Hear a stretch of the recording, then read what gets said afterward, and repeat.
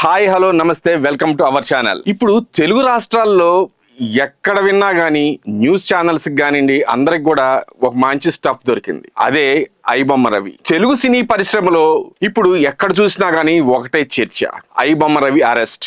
Cinema దొంగ ముద్రపడిన ఇమ్మడి Ravi alias iBomma రవిని హైదరాబాద్ పోలీసులు అరెస్ట్ చేసిన దగ్గర నుంచి సోషల్ మీడియాలో అలాగే శాటిలైట్ ఛానల్స్ లో ఒక రేంజ్ లో డిబేట్స్ నడుస్తున్నాయి. అసలు రవి చేసింది నేరమా లేక సామాన్యుడికి వినోదాన్ని పంచిన సహాయమా అనే కోణంలో నెటిజన్లు రెండు వర్గాలుగా విడిపోయారు. ఎప్పుడు కూడా ఇలా జరిగింది లేదు. కానీ ఇటు టికెట్ల రేట్లు కానివ్వండి, పాప్కార్న్ ధరలు కానివ్వండి ఆకాశాన్ని అంటుతున్న ఈ రోజుల్లో సామాన్యుడికి సినిమాను దగ్గరగా చేసిన రాబిన్ హుడ్ రవి అంటూ కొంతమంది వెనకేస్తూ వస్తుంటే మరి కొంతమంది ఏమో అసలు మాఫియా డాన్లు వదిలేసి ఇతన్ని మాత్రమే టార్గెట్ చేయడం ఎంతవరకు సబబు అంటూ పోలీసులనే ప్రశ్నిస్తున్నారు. అయితే ఇక్కడ మనం ఎమోషనల్ గా కాకుండా ప్రాక్టికల్ గా ఆలోచించాల్సిన విషయాలు చాలానే ఉన్నాయి. మనం కేవలం ఫ్రీగా సినిమా చూస్తున్నాం అని అనుకుంటున్నాం, కానీ దాని వెనుక జరుగుతున్న అతి పెద్ద డేటా దొంగతనాన్ని మాత్రం గమనించలేకపోతున్నాం. పోలీసులు చెబుతున్న వివరాల ప్రకారం రవి కేవలం సినిమాలను పైరసీ చేయటమే కాదు, దాదాపు 50 లక్షల మంది యూజర్ల పర్సనల్ డేటాను సేకరించి దాన్ని బెట్టింగ్ యాప్స్ కు ఇతర సైబర్ నేరగాళ్లకు అమ్ముకుంటూ కోట్లు గడిస్తున్నారని వాళ్ళు వాదిస్తున్నారు. అంటే పైకి వినోదం, లోపల మన ప్రైవసీతో వ్యాపారం అన్నమాట. అయితే ఇక్కడ మీకు ఒక విషయం చెప్తాను. ఈ ప్రైవసీకి సంబంధించిన విషయాలు ఏవైతే ఉన్నాయో ఇవన్నీ కూడాను ఒక రవియే కాదు, మిగతా చోట్ల కూడా మనం ఉదాహరణకి జిరాక్స్లు తీసుకోవడానికి ఆధార్ సెంటర్లకు వెళ్తుంటాం. ఇప్పుడు కొత్తగా వాళ్ళు వాట్సాప్ లో మీరు మాకు స్కాన్ చేయండి అని పంపిస్తారు. ఇక్కడ నుంచి డేటా కూడా ఎందుకు వెళ్ళకూడదు?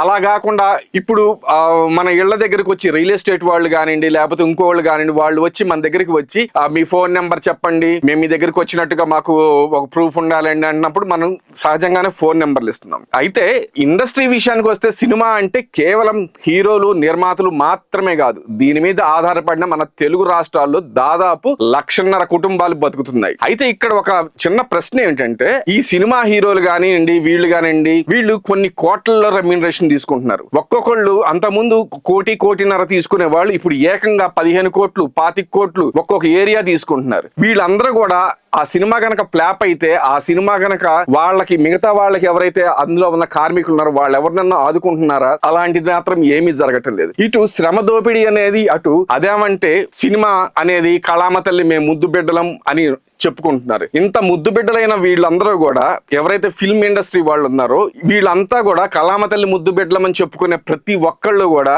ఎందుకు ఆ ఇండస్ట్రీని ఆదుకోలేకపోతున్నారు? గతంలో దాసనారాయణరావు లాంటి వాళ్ళు కూడా సినిమా ఇండస్ట్రీని కొంత ఆదుకున్నారు, ఆ కార్మికులను ఆదుకున్నారు. ఇప్పుడు ఎవరికి వారే యమునా తీరే అయిపోయింది. ఇప్పుడు ఇక్కడ 4 వర్గాలుగా విడిపోతున్నాయి. అంతేందుకు గతంలో ఒక సినిమా రిలీజ్ అవబోతుంది అంటే, ఒక చిన్న సినిమా కనుక రిలీజ్ అవబోతుంది అంటే ప్రతి ఛానల్ కి, ప్రతి మీడియాకి, ప్రతి యూట్యూబ్ కి, ప్రతి ఒక్కరికి కూడా వాళ్ళు యాడ్స్ ఇచ్చేవాళ్ళు. అది వాళ్ళకి ఒక 5 లక్షల నుంచి 10 లక్షల రూపాయల రెవెన్యూ ఏదో పెట్టుకునేవాళ్ళు. దాంతో చిన్న ఛానల్స్ గానీ చిన్న పేపర్స్ గానీ నెలకి కనీసం 5 నుంచి 6 లక్షల రూపాయలు సంపాదించేవి. ఇప్పుడు బడా నిర్మాతలు వచ్చేసేసి LLP అని ఒకటి పెట్టేసేసి దానికి ఈ సినిమాలు ఓన్లీ కొన్ని ఛానల్స్ కే ఇవ్వాలి అంటే ఆ పెద్ద ఛానల్స్ కే ఇవ్వాలి అనే దాన్ని తీసుకొచ్చారు. దీంతో ఏమవుతుంది, ఓన్లీ టాప్ ఛానల్స్ ఏవైతే ఉన్నాయో 4-5 ఛానల్స్ ఏవైతే ఉన్నాయో వాళ్ళకి మాత్రమే వస్తుంది. వాళ్ళు పోనీ దాన్ని ఏమైనా కవరేజ్ చేస్తారా అంటే దాన్ని కవరేజ్ చేయరు. అలా చిన్న ఛానల్స్ అన్ని కూడా కుంటిపడిపోయాయి. ఇటు ఫిల్మ్ ఇండస్ట్రీలో ఉన్నటువంటి కార్మికులు కుంటిపడిపోయారు, ఇటు మీడియా ఇండస్ట్రీ కూడా సర్వనాశనం అయిపోయిందని చెప్పాలి. అయితే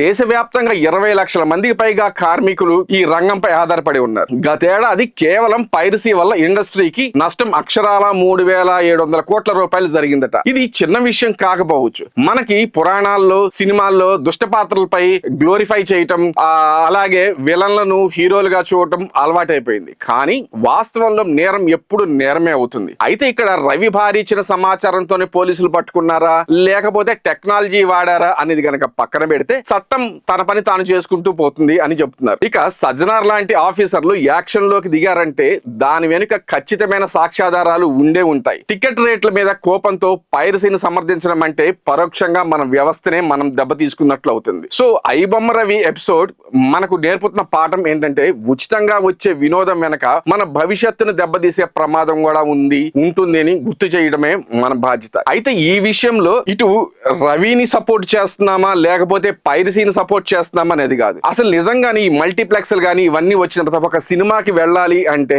ఒక కుటుంబం కనీసం దానికి ఖచ్చితంగా కూడా మనం డబ్బులు దాదాపు 4,000 రూపాయల నుంచి 5,000 రూపాయలు పెట్టాల్సిందే. ఒక చిన్న ఫ్యామిలీ గనక అక్కడికి వెళితే సహజంగా అక్కడికి వెళ్ళంగానే ఆ అట్రాక్షన్ గానీ ఆ థియేటర్ అట్మాస్ఫియర్లు గానీ మల్టీప్లెక్స్ గానీ ఏ విధంగా ఉంటాయి, అక్కడికి వెళ్తే పాప్కార్న్ గుమగుమలాడుతూ ఉంటది, కొనాలనిపిస్తుంది, చిన్నపిల్లలు మారం చేస్తారు. సో ఈ 5,000 రూపాయలు ఎందుకు రా బాబు వదిలించుకోవడం అని చెప్పి ఇలాంటి ఐబొమ్మ లాంటి ఇట్లో వస్తుంది, ఇట్లాంటి వాటిలో అలవాటు పడిపోతున్నారు. అసలు అతన్ని పట్టుకునే కంటే కూడా సినిమా రేట్లు తగ్గించడం కానివ్వండి, గతంలో టెక్నాలజీ లేనప్పుడే గతంలో మన హీరోలు కృష్ణ గారు కానివ్వండి, లేకపోతే శోభన్ బాబు గారు కానివ్వండి, ఎన్టీఆర్ గారు కానివ్వండి, లేకపోతే వీళ్ళు టెక్నాలజీ లేని కారణంలో అప్పుడే వీళ్ళు అనేకమైనటువంటి రోజులు షూట్ చేసి పరిశ్రమను నిలబెట్టుకున్నారు. ఇప్పుడు టెక్నాలజీ పెరిగింది, మహా అయితే 10 రోజుల్లో 15 రోజుల్లో సినిమా తీసేస్తున్నారు. దీంట్లో ఇంకొక ప్రమాదకరమైన విషయం ఏంటంటే ఇటు ఎవరైతే పెద్ద పెద్ద బడా హీరోలు ఉన్నారో వాళ్ళు సంవత్సరానికి ఒక్కసారి తీస్తారు. ఆ ఒక్క సినిమాకి మాత్రమే జనాలు థియేటర్కి వెళ్తున్నారు తప్పితే మిగతా రోజుల్లో వెళ్ళట్లేదు. ఇంత టెక్నాలజీ పెరిగి ఇంత చేసి వాళ్ళు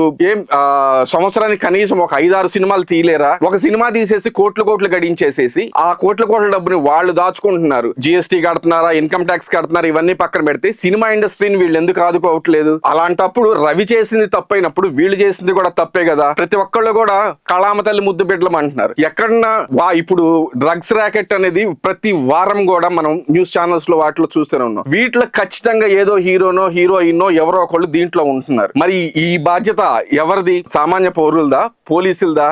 దీని మీద పోలీసులు కూడా ఖచ్చితంగా నిఘా పెట్టి ఈ డ్రగ్స్ మాఫియాని అలాగే సినిమా రేట్ల విషయంలో కానివ్వండి, లేకపోతే ఇట్లాంటివన్నీ కూడా చేస్తే ఇట్లాంటి ఐబొమ్మ రవి లాంటి వాళ్ళు మనకి ఈ ప్రమాదం నుంచి మనం తప్పించుకోవచ్చు కదా. ఇక్కడ నేను రవిని సపోర్ట్ చేయట్లేదు, అలాగని ఇండస్ట్రీని కూడా నేను ఏమని చెప్ప, కానీ ఇది గనక కొంచెం ఒక సామాన్య పౌరులుగా మనం కూడా బాధ్యత ఎరిగి మనతో పాటు మనకి పోలీస్ డిపార్ట్మెంట్ సపోర్ట్ కూడా ఉంది. సో వాళ్ళు కూడా ఉన్నారు కాబట్టి వీటన్నిటి మీద కూడా ప్రభుత్వం ఇన్ని వేల కోట్ల రూపాయలు ఒక ఇండస్ట్రీ నడుస్తుంది అంటే ఖచ్చితంగా ప్రభుత్వం కూడా దాని మీద దృష్టి పెడితే ప్రభుత్వానికి కూడా ట్యాక్స్ రూపంలో అనేక బెనిఫిట్స్ వస్తాయి కదా. సో ఇవన్నీ కూడా అటు సినీ పెద్దలు కానివ్వండి, లేకపోతే డిపార్ట్మెంట్ కానివ్వండి, లేకపోతే నిర్మాతలు కానివ్వండి, లేకపోతే ప్రభుత్వాలు కానీ ఇవన్నీ కూడా ఒక్కసారి కూర్చొని కూలంకుషంగా చర్చించి ఖచ్చితంగా ఏదైనా విపత్తు వచ్చినప్పుడు వాళ్ళు సహాయం చేస్తున్నారు. వాళ్ళ తరఫు నుంచి హీరోలు కానీ వాళ్ళు 5 లక్షల రూపాయలు 10 లక్షల రూపాయలు డొనేట్ చేస్తున్నారు, బాగానే ఉంది. ఆ డొనేట్ చేసేటప్పుడు వాళ్ళకి చేస్తున్నప్పుడు ఇటు ఇండస్ట్రీలో ఉన్నటువంటి కార్మికులు కూడా వీళ్ళు చేయొచ్చు కదా, అలాంటివి చేయట్లేదు. సో దీనికి అన్నిటికీ కారణం